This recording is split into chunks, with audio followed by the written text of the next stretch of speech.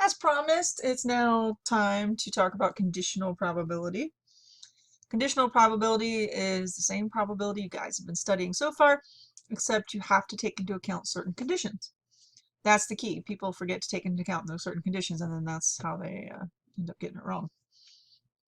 But formal definition. Computing a probability that an event occurs given that another event has already occurred. So you're trying to find the probability of event 2 given event 1. So when you do this, on the bottom, you put all the total amount of ways event 1, outcomes are possible.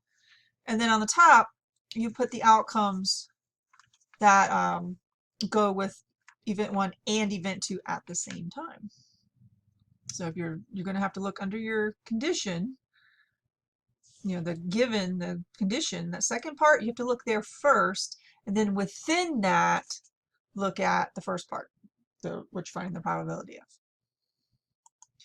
For example, let's say you have these shapes. You have a circle with a 1 in it, a square with a 2 in it, a square with a 3 in it, a triangle with a 4, a hexagon with a 5, a triangle with a 6, and a circle with a 7. I know it doesn't look like much like a circle. It looks kind of like a lopsided rock, but just trust me, it's supposed to be a circle. All right, so we have these shapes with numbers in them, and let's say we throw those in a bag, and we want to reach in and grab one. So we're going to reach in and pick one.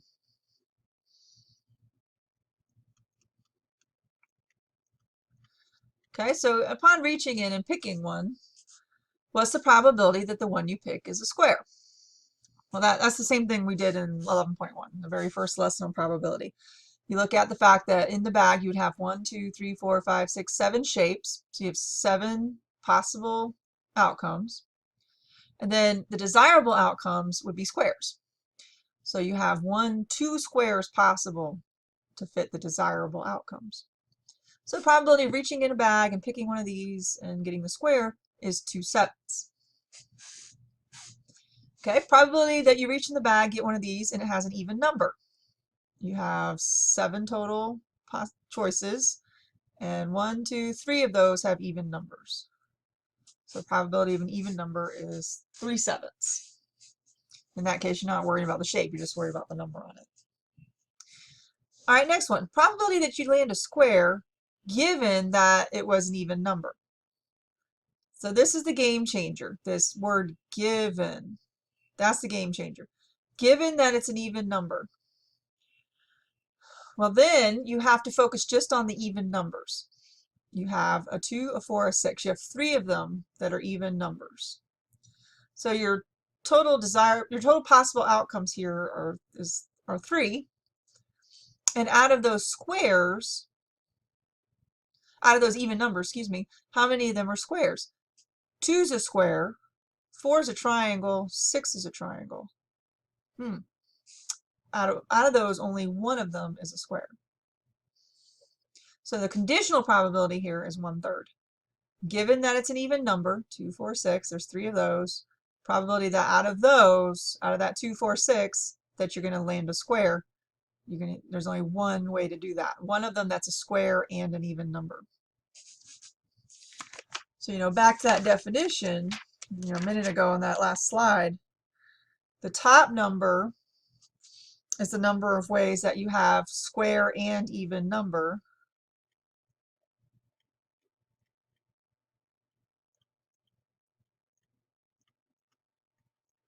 The bottom number is the number of ways that you have an even number.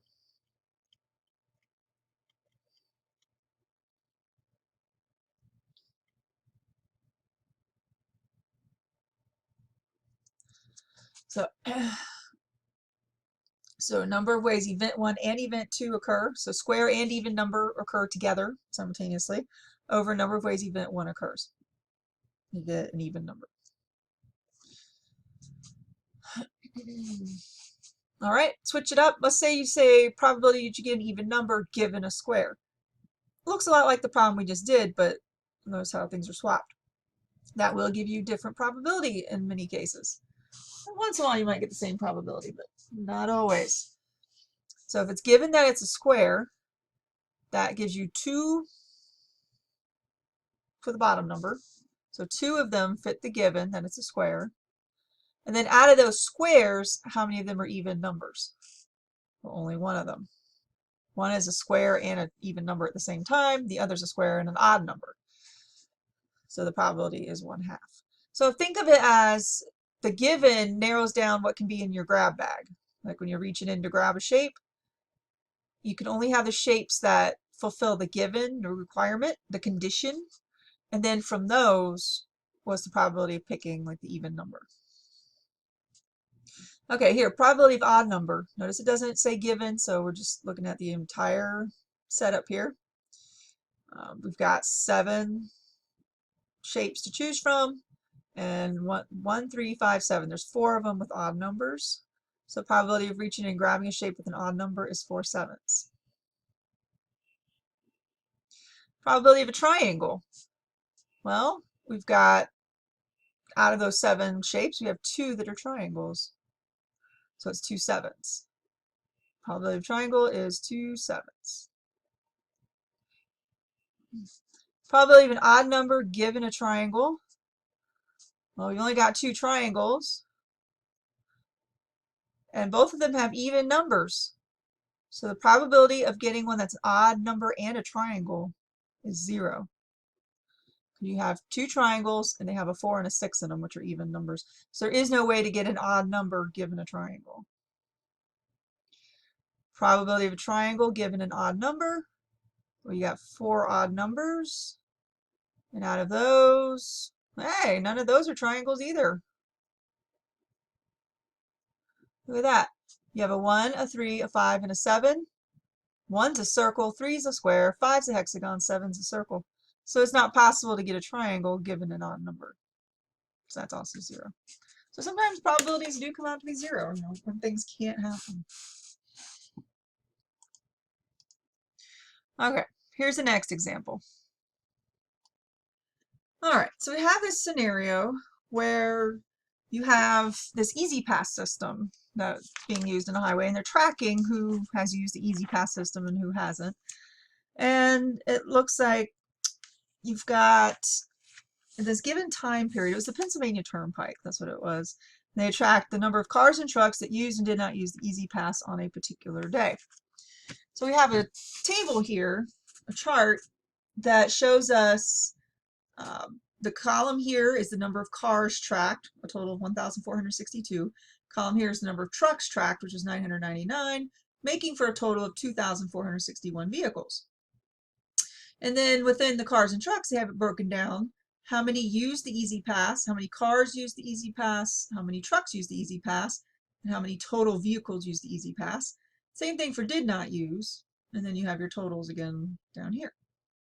So we're going to use this chart to find some probabilities. Some just straight up probability, some are conditional probability. Okay, so first one is, what's the probability that any given vehicle that was tracked in this situation was a car? Well, the column here for cars tells us there's a total of 1,462 cars out of a total of 2,461 vehicles that were tracked.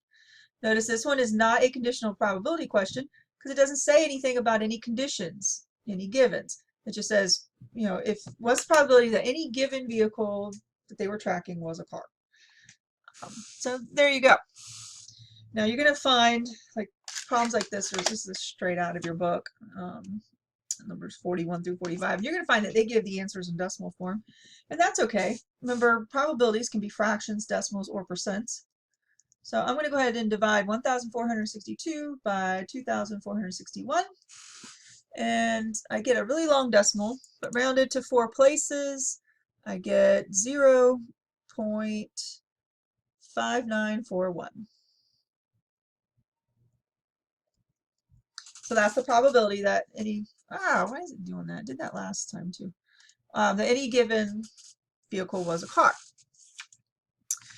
Now the probability that any given vehicle used an Easy Pass, again, that is not a conditional probability question because you don't see the condition or the given.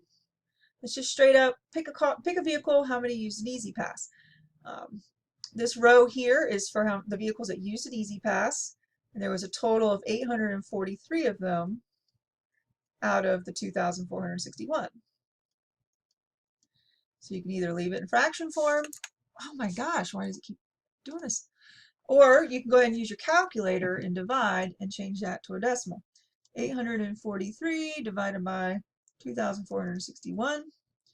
Really long decimal, but your book rounds to 4 places, so that's what I'm going to do. 0. I'm not touching the mouse. This is ridiculous. 0.3425.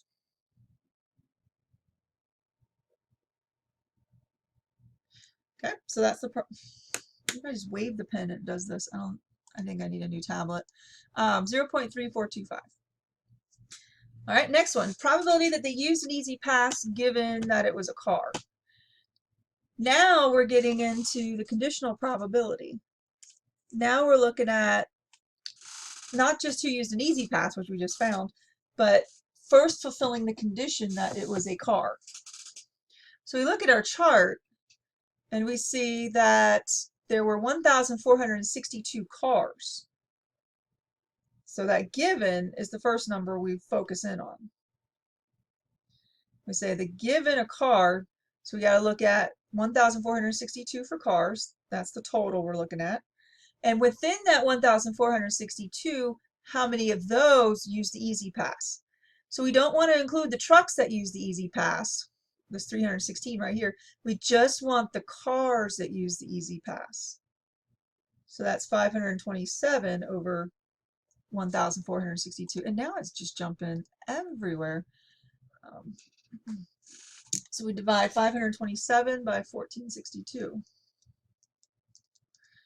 Another long decimal, but rounded to 4 places, it's 0.3605.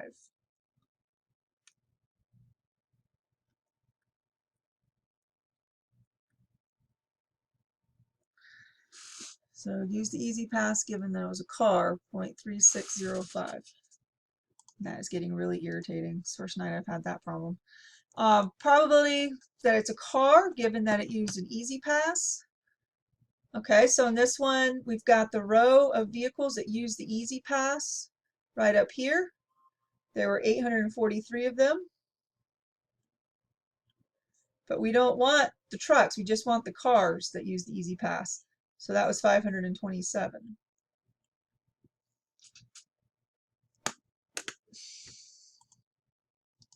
So 527 cars that use the easy pass over 843 vehicles that use the easy pass. So 527 divided by 843. And we get this really long decimal that rounds to 0.6251.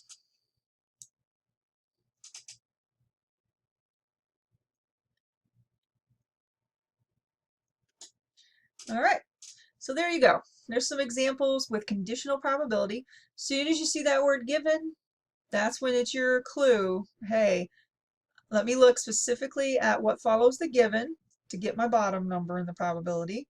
And then within that number, let me look at what the first part here when I'm finding the probability of.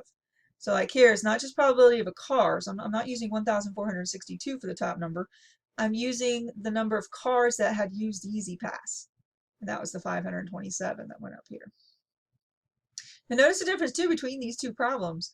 Given a car used the easy pass had a different denominator than given use the easy pass was a car.